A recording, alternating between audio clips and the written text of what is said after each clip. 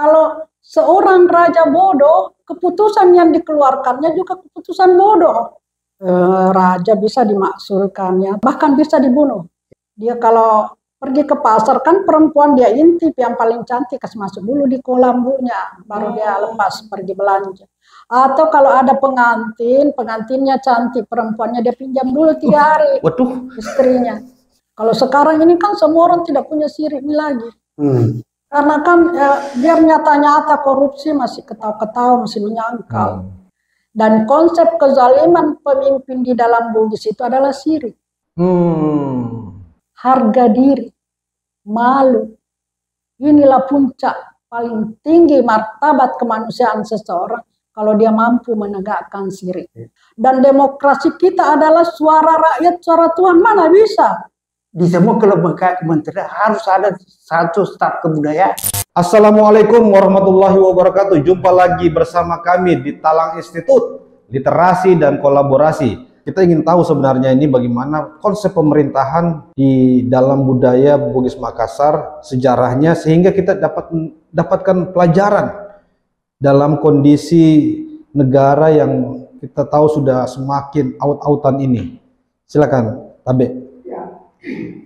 Saya diminta untuk berbicara tentang prinsip-prinsip demokrasi dalam sistem pemerintahan tradisional di Sulawesi Selatan.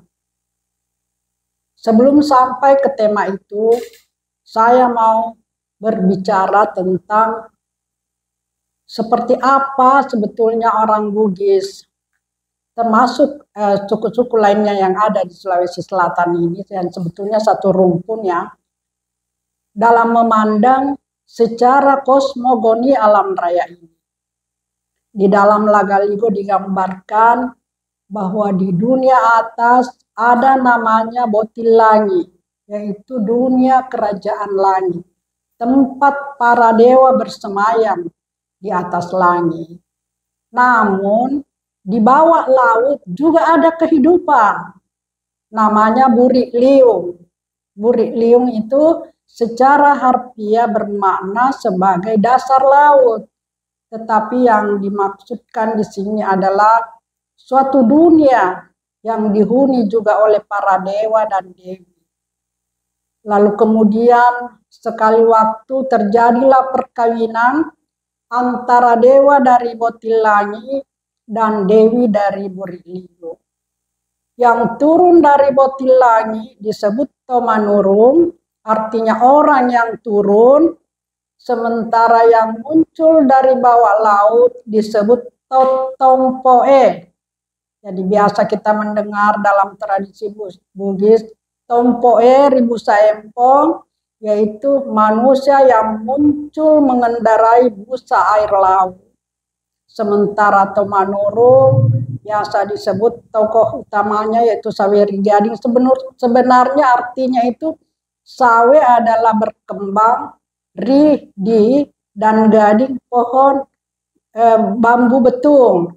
Jadi dianggap karena ketika diulur turun kakeknya Batara Guru itu dia disimpan di atas bambu betung dari Dewa Langit.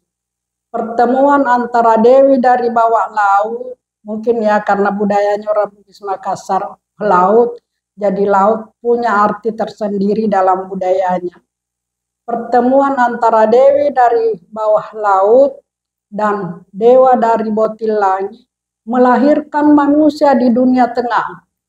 Jadi menurut pandangan kosmogoni orang Bugis, dunia yang kita huni sekarang ini itu berada di tengah-tengah antara langit dan bawah laut. Karena itu fungsi manusia adalah menjaga harmoni.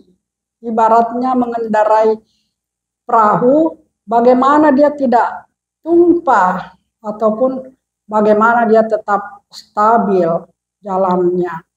Jadi itulah yang menyebabkan diajarkan secara filosofi orang Bugis, ya meskipun saya menyebut orang Bugis, tapi yang saya maksud bisa saja seluruh masyarakat di Sulawesi Selatan dan Barat, karena Lagaligo menjadi baku di Bugis karena tertulis, tetapi dia juga menyebar di seluruh suku-suku yang ada di Sulawesi Selatan dalam bentuk tradisi lisan. Bahkan sampai di Ambon, di Nusantara, sampai ke Kelantan, Malaysia, itu Lagaligo berkembang secara lisan, tapi tidak disebut Lagaligo, tapi Sawerigadi. Nah, pertemuan antara dewa, karena itu fungsi manusia di dunia tengah ini menjaga harmoni, ya. Nah, salah satu harmoni yang dia harus jaga adalah keseimbangan antara penguasa dari atas dan rakyat dari bawah. Di dalam tradisi Bugis ada namanya Dewan Adat. Dewan Adat biasa disebut ADE. Ada adat Puraonro seperti di Wajo, ada Patapuloe di Wajo, ada Pitue di Bone, atau Talak Salapanga di Goa. Itu fungsinya persis dengan DPR sekarang. Berarti lembaga legislatif di zaman dulu. Persis. Dia menampung aspirasi dari raja dan suara dari bawah. Berarti dari dulu juga masyarakat kita sudah mengenal namanya trias politika. Ya, iya betul. Jadi sebelum Tomanurung ini menjadi penguasa di bumi ini, karena salah satu tugasnya menjaga keseimbangan antara suara atas dan suara dari bawah ini, mereka ada kontrak sosial. Dibacakan pada saat pelantikan, dan ini kontrak sosial yang menurut Profesor Zainal Abidin inilah kontrak sosial tertua di dunia melampaui Barat. Itu tahun abad keberapa itu, Bun? Itu abad ke-10 pra-Islam. Gerakan Renaissance kan abad ke-17 ya. Ini sudah konsep demokrasi baru lahir, konsep kontrak politik dan kontrak sosial. Tapi di Bugis dan suku-suku di Sulawesi Selatan itu sudah nanti setelah Belanda masuk pada tahun 1901, perjanjian antara rakyat dan raja ketika dilantik ini diganti dengan undang-undang Belanda. Jadi itu berlangsung terus dari masa ke masa, dari zaman dulu sampai masuknya Belanda membawa peradaban Barat. Jadi di dalam konsep demokrasi sebetulnya Profesor Zainal Abidin menyebutnya konsep demokrasi, tetapi Profesor Matulada lebih senang menyebutnya sebagai konsep prinsip-prinsip kerakyatan, karena tidak persis sama dengan demokrasi yang kita anut sekarang ini. Ya. Nah, itu raja tidak mesti turun-temurun. Raja boleh diganti selama dia melanggar tadi kontrak sosial, kontrak politiknya ketika dilantik. Misalnya dia permalukan kerajaan dengan tingkat, dia boleh diturunkan secara paksa oleh DPR ini yang disetujui oleh Dewan. Kalau Dewan Adat mengatakan bahwa kau melanggar, kau harus diganti, dan orang yang menggantinya juga sangat ketat seleksinya. Tidak dipilih langsung oleh rakyat, tapi dipilih oleh Dewan Adat berdasarkan 4 syarat. Jadi syarat ini harus dimiliki oleh seorang raja. Oke. Apa saja? Berpasangan, maca pinama rani, malempuk pinama getel. Dia harus pintar. Kalau seorang raja bodoh, keputusan yang dikeluarkannya juga keputusan bodoh. Tapi kalau pintar, tidak berani, apa gunanya? Dia hanya senyap-senyap menikmati kepintarannya. Dia harus punya keberanian untuk mensosialisasikan kecerdasannya. Yang kedua, maca pinama malempuk pinama getel, harus jujur. Tetapi kalau dia jujur, dia harus teguh pada pendirian. Tidak boleh berubah kejujurannya itu. Nah, keempat syarat ini diamati oleh Dewan Adat. Kita lihat contohnya bagaimana Colik Pujie tidak melantik anaknya menjadi Raja Tanete, yang laki-laki, perempuan yang dilantik umur 13 tahun, Wetan Riole. Kenapa? Karena yang laki-laki ini pemadat, peminum, pemain perempuan. Padahal seharusnya tahta harus turun ke dia seandainya kita menganut konsep kerajaan. Tapi kita menganut konsep tidak mesti harus turun temurun. Bisa saja ponakannya atau masyarakat tawarani, orang yang punya keberanian bisa menjadi raja.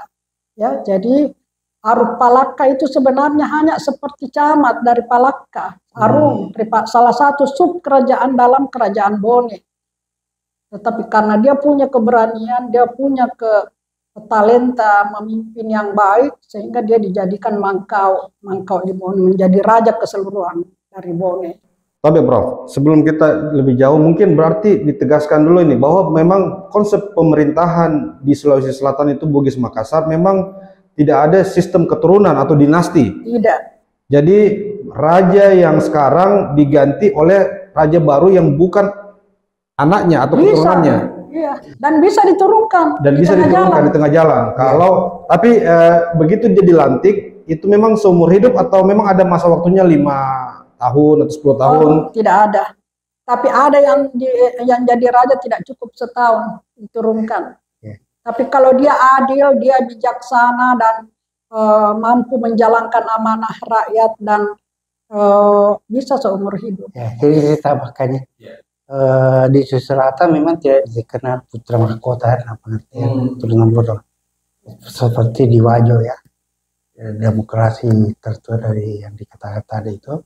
Di raja di Tanah Bugis itu bisa dimaksulkan ya. Dimaksulkan? Iya, dimaksulkan satu ya. Kalau dia berbuat sesuatu yang menyalahi daripada tadi kontrak sosial, bisa diusir ya, diusir dari situ. Dalam pengertian dalam bahasa Utara itu dibalik ya, diusir. Kemudian yang paling fatal itu adalah dibunuh. Ya, dan itu harus terjadi ya. Karena itu sudah fatal sekali, bertati katanya ada peringatan, ada dan sebagainya. Nah ini saya kira perlu kita tegaskan bahwa demokrasi di Tanah Bugis Sulawesi Selatan itu sudah sangat tergantung tingkat kesalahan raja. Ya, tingkat kesalahannya raja.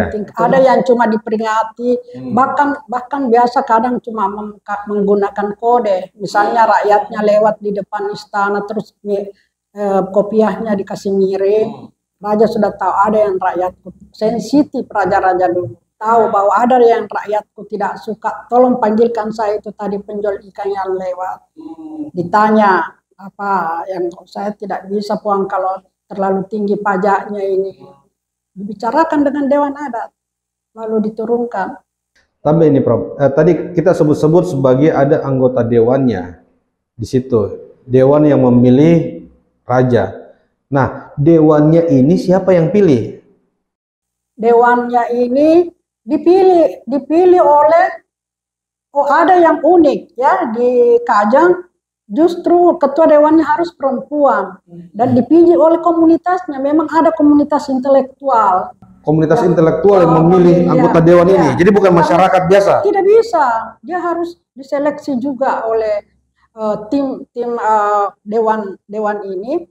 Dan ini yang cocok dulu. Atau mungkin ada perwakilan dari wanua-wanua dari wilayah-wilayah kecamatan atau apa gitu yang kalau di Goa kalau dia ada Talas Salapanga, ada dari Katangka, ada dari macam-macam dari perwakilan wanua yang memilih anggota dewan tersebut. Ya. Di Bone atau di Wajo juga begitu. Iya. Perwakilan dari Akarungang namanya, tapi dipilih oleh komunitasnya. Komunitasnya dari Akarungang, misalnya Palaka atau di mana itu, karena dilihat dia yang paling bijak dan paling cerdas dari komunitas. Dari orang-orang paling bijak, paling cerdas ini anggota dewannya mungkin kemungkinan juga harus syaratnya 4 tadi itu ya. Harus apa? Semua harus 4 berpasangan memang. Jadi ada satu proses pemantauan yang dilakukan oleh rakyat ya, melalui yang namanya matua. Karena ada matua itu tetua. Arum matua, iya. Sulewata ya, dan di apa namanya? itu mengusulkan kepada tadi itu dewan-dewan itu. Pemilih di dewan itu beberapa orang baru memilih dia ya direkomendasi tadi itu. Jadi itu sebuah seleksi yang sangat ketat memang. Bukan sekedar hanya menuju orang. Seperti Pak Pro katakan itu harus memiliki persyarat terukur. Jadi seperti tadi raja bisa dimaksulkannya, tapi tergantung dari tingkat kesalahan. Bahkan bisa dibunuh, bisa dibunuh ya. Kalau rakyatnya mengamuk, kan rakyat itu ada 3 macam bentuk penolakannya terhadap raja, yaitu pertama yaitu ramai-ramai meninggalkan kampung halaman. Itu yang menyebabkan terjadinya migrasi besar-besaran orang Bugis karena tidak suka kalau pemerintahannya zalim. Itu bentuk perlawanan diam. Ya. Lalu kemudian ada menyampaikannya dengan seperti tadi pakai kode atau menghadap ke raja. Kalau ini pun tidak dipeduli, dia mengamuk. Ya, mengaruh. Jadi mengaruh, konsep mengaruh sebetulnya ngaruh itu dari situ awalnya jadi tari ya, jadi tarian. Artinya ada protes dari masyarakat terhadap pemerintah sehingga mereka melakukan perlawanan. Perlawanan itu bisa berupa keluar dari meninggalkan negeri. Jadi sudah betul ini kalau kayak konteks sekarang ini, ya udah kalau nggak setuju dengan pemerintah keluar aja dari Indonesia. Ya. Tapi tidak diusir. Tidak diusir. Rakyat sendiri yang keluar. Rakyat sendiri yang merasa waktu terjadi migrasi besar-besaran di Bone tahun 60-an kan karena terlalu tinggi pajak. Biar televisi dipajak 70-an tahun 70-an. Mereka meninggalkan, bahkan ada satu desa di Bone itu sudah tidak ada laki-lakinya kecuali laki-laki kecil. Sampai di pemerintah mengeluarkan aturan tidak boleh lagi ada perantauan karena tidak ada yang menggarap sawah. Itu karena pajak terlalu tinggi. Jadi ada hal yang perlu menjadi penekanan ini, meninggalkan kampung, ya ini satu pencerminan bahwa ada satu peradaban di tanah Bugis itu tidak mau mempermalukan secara konvensional dengan rajanya. Dia menarik diri. Jadi sebetulnya sekarang daripada dia membunuh raja, daripada dia memprotes tiap hari raja, mending dia menarik diri. Menarik diri artinya kalau ciri paling tinggi pasti dibunuh raja. Ya dibunuh kalau itu. Contohnya Raja Wajo yang ketiga kalau tidak salah, dia disebut dengan pertama bocok-bocok. Ya, karena kenapa pertama bocok-bocok itu artinya raja yang suka berkelambu. Jadi dia kalau hari pasar dia pasang kelambu di pinggir pasar ngintip kalau ada cewek ya kan itu pasar milik perempuan zaman dulu. Laki-laki dulu kalau ke pasar dianggap bencong. Jadi wilayah publik ini dikuasai oleh perempuan sejak zaman dulu. Didominasi oleh perempuan. Perempuan memang yang belanja atau yang berdagang atau laki-laki dianggap tidak jantan kalau ke pasar. Bahkan di abad ke-17 dilempari batu. Rekedai ya kongurani lemah pasar. Cara baik. Tidak jantan. Tapi Prof, itu yang berdagang atau yang membeli? Semua perempuan juga. Ya, perempuan yang membaca sejarah Makassar sebetulnya ditulis oleh salah seorang pelancong Prancis. Bagaimana dia kaget melihat peranan-peranan. Karena itu tadi keseimbangan laki-laki. Karena manusia di dunia tengah ini kan berfungsi untuk menjaga harmoni. Jadi laki-laki juga tidak ada bias gender antara perempuan. Kan tidak boleh tempelin perempuan kan. Itu tabu benar bagi laki-laki, kekerasan dalam rumah tangga. Jadi kehormatan perempuan dijaga betul ya. Bagaimana laki-laki harus menjaga tugasnya, kewajibannya menjaga perempuan, baik itu ibunya, istrinya maupun anak-anaknya. Kalau terpaksa menempuh jalan kekerasan, konsep keadilan bagi orang Bugis Makassar adalah beri dia lawan seimbang. Jadi kalau dia lihat perempuan bukan saingannya, dia bilang panggilkan kak bapakmu atau ibu kakak laki-lakimu, saya bertaruh besok di tanah lapang. Bentuknya yang paling ekstrim bertaruh di dalam sarung. Kita lanjutkan tadi. Raja Wajo yang kembali ke laptop. Ke pemerintahan ini ya. Raja Wajo tadi ini yang pertama bocok-bocok nakal sekali ya. Dia kalau pergi ke pasar kan perempuan dia intip yang paling cantik, kasih masuk dulu di kolambunya, baru dia lepas pergi belanja. Atau kalau ada pengantin, pengantinnya cantik, perempuannya dia pinjam dulu 3 hari. Waduh. Istrinya. Pamannya Raja Wajo yang kedua, Matoa Wajo yang kedua itu sangat malu dengan tindakan. Sebelum rakyat bertindak, dia bertindak secara sirik ya, penegakan sirik gitu. Pagi-pagi dia suruh mandi ponakannya, dia jamu dengan makanan, baru dia suruh ambil pakaiannya, baru dia bawa ke pematang sawah. Di situ dia potong. Itu cara penegakan hukum kalau terlalu zalim itu pemimpin. Dan konsep kezaliman pemimpin di dalam Bugis itu adalah sirik. Harga diri, malu. Inilah puncak paling tinggi martabat kemanusiaan seseorang kalau dia mampu menegakkan sirik. Seorang raja yang melanggar sirik tanah, misalnya dia tidak bilang korupsi dalam lontara ya, dia mengatakan ngapain rek tangga beni warang parange. Dia bawa tengah malam harta di rumah, itu berarti barang curian, korupsi.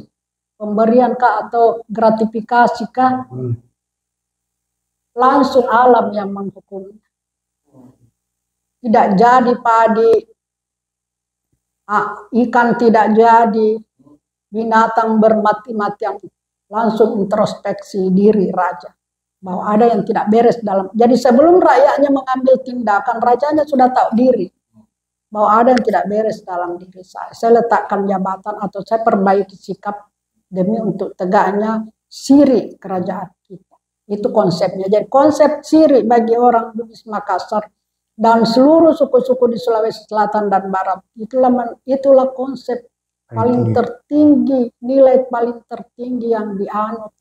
Nah, seorang pemimpin yang korupsi, yang pembohong, dan seterusnya itu melanggar sirik. Itu sebelum dia dihakimi oleh rakyatnya, mereka sendiri yang tahu diri. Bahkan keluarganya sendiri yang menghukum. Ya. Keluarganya sendiri yang menghukum raja yang zolim ya, itu. Karena dia merasa sirik kan? Merasa sirik. Siriknya namanya. Artinya siriknya keluarganya diruntuhkan sama si raja ini. Benar. Sehingga daripada orang lain yang menghukum, mending dia yang menghukum. Lebih malu kalau orang lain membunuh, sementara dia diam-diam. Kalau kejadian dengan konteks Indonesia sekarang ini gimana nih, Prof? Kalau sekarang ini kan semua orang tidak punya sirik lagi. Ya. Karena kan biar nyata-nyata korupsi masih ketawa-ketawa, masih menyangkal. Biar sudah dalam penjara, keluar masih bisa mencalonkan diri. Jadi kalau dalam tradisi Bugis, demokrasi, konsep demokrasi dalam Bugis tidak seperti itu. Dan demokrasi kita adalah suara rakyat, suara Tuhan, mana bisa. Demokrasi kita adalah pertemuan suara raja dan suara rakyat, Solompawoi dan Manglepasan, lalu bertemu di Dewan Adat, itulah suara Tuhan. Karena bagaimana kalau rakyatnya ini penjudi semua, mayoritas penjudi, sementara itu suaranya dianggap suara Tuhan. Ini kan mengerikan. Kalau slogan dari Barat itu kita adopsi bahwa demokrasi ideal adalah suara rakyat, adalah suara Tuhan. Bagaimana kalau rakyatnya penjudi semua? Atau pemabuk, tidak sembahyang dan seterusnya. Sementara dia mayoritas, suaranya itu yang dianggap suara Tuhan. Jadi menurut Bunda Prof ini, apakah kita harus kembali kepada kearifan lokal budaya kita untuk menata pemerintahan ini sehingga demokrasi tidak seperti konsep Barat, tetapi menggunakan konsep yang memang sudah menjadi warisan nenek moyang kita? Bagaimana? Saya rasa kita perlu waktu yang panjang, karena di Indonesia ini satu-satunya bangsa yang punya suku 1000 lebih, itu Indonesia. Tapi dari 1000 lebih tinggal 700 sekarang, karena tidak dirawat. Padahal suku-suku itu adalah rumah-rumah kecil Indonesia.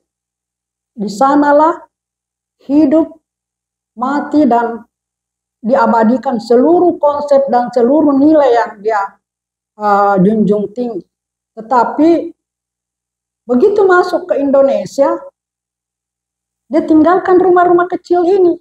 Suku-suku ini meninggalkan rumah-rumah kecilnya dan berbondong-bondong masuk ke rumah-rumah besar atas nama Indonesia, atas nama penderitaan yang sama dijajah.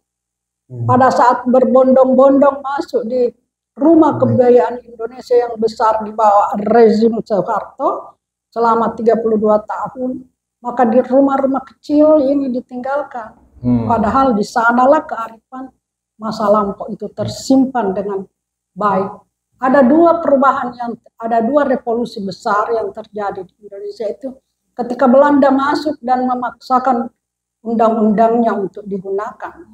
Salah satu aturannya itu wanita tidak diizinkan mencampuri urusan suami di dunia publik. Itu yang menyebabkan wanita-wanita di Sulawesi yang tadinya bisa menjadi raja. Kalau kita baca sejarah di Sulawesi Selatan, kita akan temukan bagaimana Siti Aisyah, Ummul Hadi Ilal Hadiah, Raja Bone yang memimpin perang melalui perang gerilya, lalu kemudian menjadi raja dan seterusnya. Itu sudah tidak bisa lagi setelah ada Belanda karena ada aturan wanita-wanita tidak boleh lagi masuk ke dalam dunia publik. Dia harus menjadi makhluk domestik seperti paham Barat yang menganut paham patriarkat.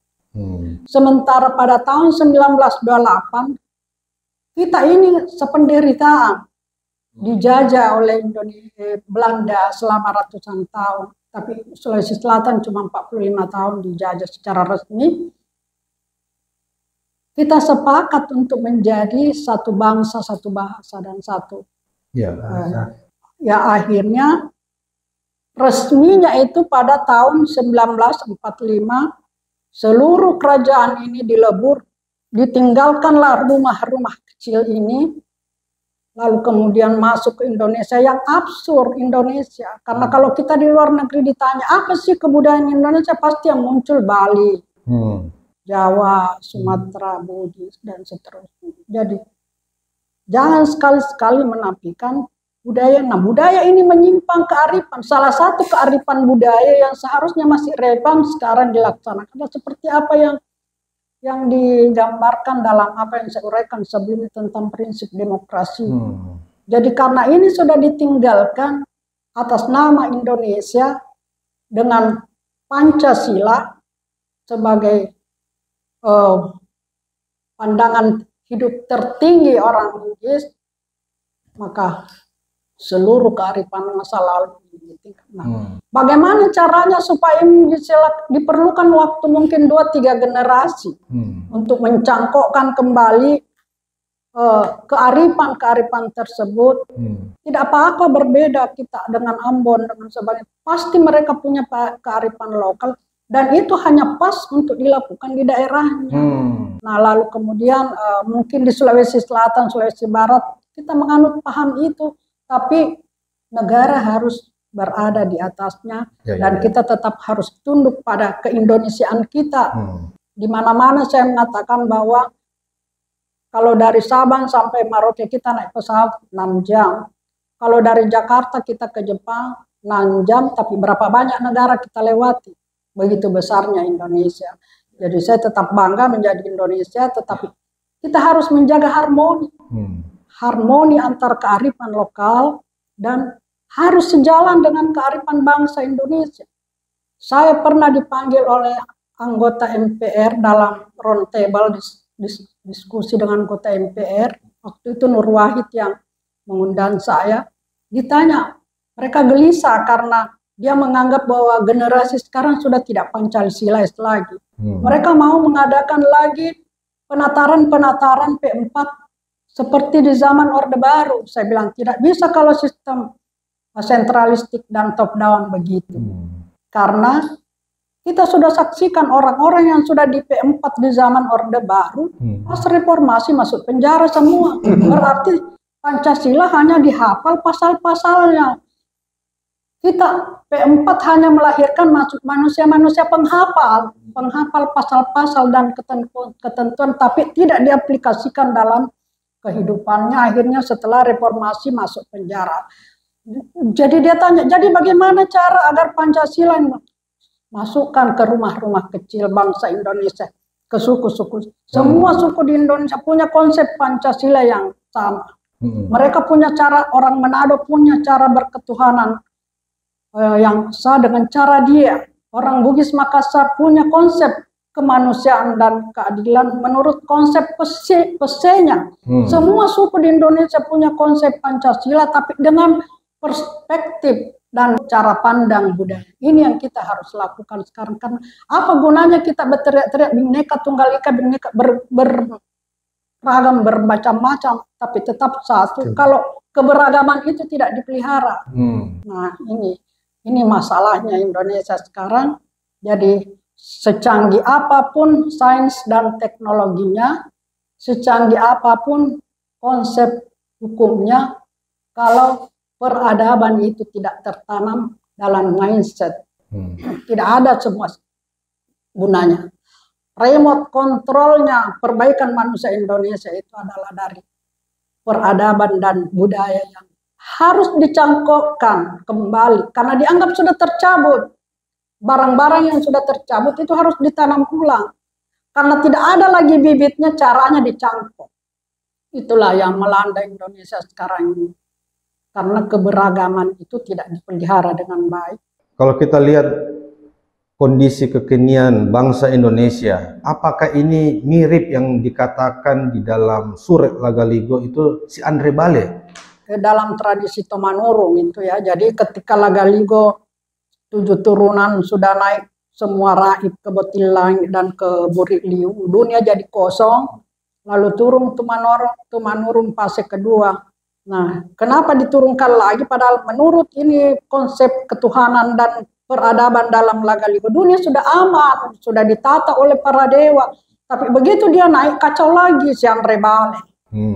Mungkin karena konsep kita laut ya, jadi mengambil ikan sebagai ikon. Kalau di daerah yang kulturnya agraris kan macan, si Andre Pade macannya, tapi karena kita adalah kulturnya laut, maka kita mengambil ikon laut sebagai simbol peradaban kita. Jadi perlu diatur lagi, perlu ditata lagi. Berarti mirip betul dengan kejadian masa lampau ini si Andre Bale dengan sekarang ini. Tidak aja si Andre Bale sekarang, karena seperti itu.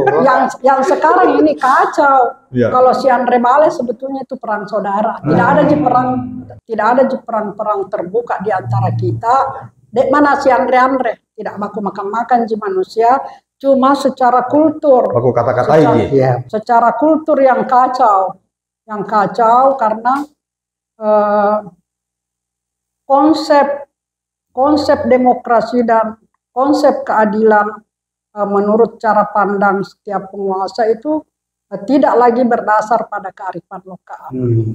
Kalau kearifan lokal pada umumnya mereka hafal, tapi pelaksanaannya yang mereka susah kerjakan. Dalam Islam 5 takulu nama la tafalu. Mengapa kau mengatakan sesuatu padahal kau tidak mengerjakan?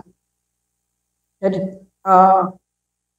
pintar dia mengatakan bahwa Maradeka atau Wajo ada namanya apa mana?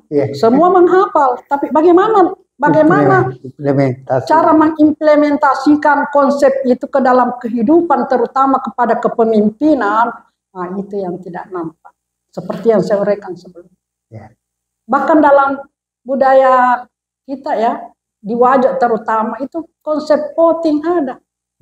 Kalau deadlock ya, rapatnya, musyawarahnya, asimaturusah namanya kalau musyawarah.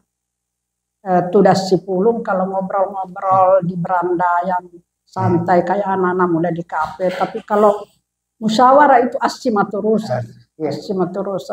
Kalau itu deadlock maka voting menjadi jalan keluarnya. Malebih dia, lebih na dua. Malebih dua, lebih na telu Korea dua. Itu kan voting arti. Yang menang.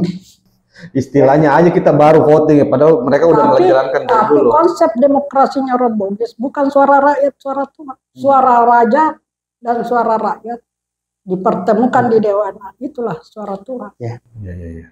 Oke, Bunda Prof, mungkin ini last pesan-pesannya Bunda Prof kepada pemimpin-pemimpin kita, pejabat-pejabat kita, dan masyarakat luas. Bagaimana harus menghadapi situasi seperti ini, mengambil hikmah dari masa lampau yang kemudian kita bisa modifikasi sekarang ini atau kita apakan, aplikasikan sehingga kehidupan berbangsa dan bernegara kita ini bisa menjadi lebih baik lagi. Saya rasa revolusi kebudayaan. Kalau revolusi fisik, jangan, banyak darah yang harus korban. Tapi kalau revolusi kebudayaan adalah bagaimana memperbaiki Indonesia berdasarkan kebudayaan-kebudayaan. Dan jangan diseragamkan seperti yang berlangsung di zaman Orde Baru. Beri dia kesempatan untuk mengelola kebudayaannya setiap suku yang ada di Indonesia itu, tapi tetap berbasis pada Pancasila dan Undang-Undang Dasar 45. Okay. Jadi warna-warni tentang Indonesia ini yang bisa menyedot orang-orang luar datang belajar, datang berdharma wisata, karena bukan cuma alamnya tapi budayanya juga unik, ya, masing-masing memiliki keunikan. Jadi Bhinneka Tunggal Ika bukan cuma slogan. Betul. Harus diimplementasikan bagaimana menghargai keberagaman itu. Tidak ada manusia yang minta untuk jadi orang Jawa. Tidak ada juga manusia yang minta untuk jadi orang Buddhis. Itu pemberian Tuhan. Harus dihargai. Tidak mungkin ditukar. Tidak mungkin kearifan orang Melayu misalnya bisa dipaksakan. Tetapi kalau itu baik dan bertemu dengan budaya kita adaptasikan. Seperti yang saya sebut tadi bahwa semua suku di Indonesia ini sudah Pancasila. Buat apa kita ragu? Cuma tidak dirawat. Mereka punya cara berkeadilan sosial, mereka punya budaya musyawarah di Ambon, di mana-mana. Mereka punya konsep musyawarah, konsep keadilan, dan seterusnya. Intinya adalah revolusi budaya. Revolusi kebudayaan yang digagas oleh Bunda Prof. Nurhayati. Mungkin ini sejalan dengan visi misinya dari Tablik Budaya Saromase. Bagaimana dengan Piam? Persis sekali apa yang diuraikan oleh beliau, karena itu menjadi obsesi lahirnya ini Tablik Budaya. Antara ke situ bahwa kita kembali menata negeri, rakyat, bangsa, negara secara berkebudayaan. Karena saya sebut tadi beretika dalam berkebudayaan, dalam kehidupan berbangsa dan bernegara. Itu sebetulnya hampir tergerus menurut saya. Orang akan melihat sesuatu yang bersifat materi. Memilih pemimpin karena dikasih uang. Gitu. Ada dasarnya itu. Saya dapat apa melakukan ini? Tidak ada seperti tadi bahwa ada satu tugas, ya, ada satu panggilan nurani, ya, dari setiap orang itu bagaimana memberikan sesuatu kepada negeri bangsa ini supaya masyarakat dan sebagainya. Nah, saya ingin tegas dengan penekanan kearifan lokal. Ini memang tak ada baikkan, terus terang. Kearifan lokal itu harus diberdayakan. Ini diserahkan, saya pikir itu satu konsep diberdayakan yang memberikan kehidupan. Dalam pemerintah misalnya apa? Berikan otonomi kepada daerah tertentu yang memiliki akar peradaban. Seperti Aceh, misalnya apa? Jadi jangan dicerahkan budaya yang dari A ke B itu harus ada. Dan kedua, di masing-masing komunitas itu ada peradaban di dalam bagaimana berdagang, bercocok tanam, ya. Dalam pemerintahan tadi saya sebut itu kembali kan. Nah, saya ingin pesan bahwa ini pemerintahan ini harus memberdayakan itu. Jangan sama sekali hanya karena umum, karena politik, kepada si politik seorang menjawab seperti ini. Saya bahkan secara ekstrim di semua kelembagaan kementerian harus ada satu staf kebudayaan. Kalau bisa staf ahli kebudayaan ada orang yang terpilih. Itu bisa dicari kalau di kampus, sekian kampus di seluruh Nusantara. Jadi setiap kebijakan-kebijakan dari departemen ada pertimbangan kebudayaannya. Jadi banyak departemen A, B, C dan seterusnya itu ada di situ. Jangan hanya kebudayaan. Kebudayaan diberi wewenang untuk itu. Semua apa namanya peranata kehidupan berbangsa itu diberikan itu. Itu yang tidak ada selama ini. Jadi karena itu kita sebetulnya harus mendukung gerakan-gerakan moral yang dilakukan oleh Tablik seperti yang dilakukan oleh tabligh budaya. Kita harus support, bukan hanya support semangat, bukan hanya support kata-kata, tapi support dengan semua keperluannya. Karena ini adalah salah satu basis yang mempertahankan dan menjaga serta mengawal dan merawat peradaban kita. Lembaga-lembaga seperti ini yang tumbuh, jangan dia dibiarkan tumbuh liar tanpa terpelihara. Dia harus disupport baik dana maupun fasilitas agar dia bisa eksis. Karena bagaimana mungkin kita bisa, tidak mungkin semua pemerintah bisa menanganinya secara serentak. Jadi lembaga-lembaga seperti ini harus didukung oleh pemerintah. Baik, terima kasih Bunda Prof. Nurhayati dan Deng Fia Mustamin atas bincang-bincangnya. Semoga ini bermanfaat sekali buat kita semuanya. Terima kasih sudah membersamai kita. Mungkin kita akan jumpa lagi di kesempatan yang lain dengan tema-tema yang lebih spesifik, dengan tema-tema yang lebih mantap lagi. Terima kasih. Jangan lupa tetap subscribe, like, dan share sebanyak-banyaknya. Assalamualaikum warahmatullahi wabarakatuh. Minal aidin wal faizin. Mohon maaf lahir batin. Assalamualaikum warahmatullahi wabarakatuh.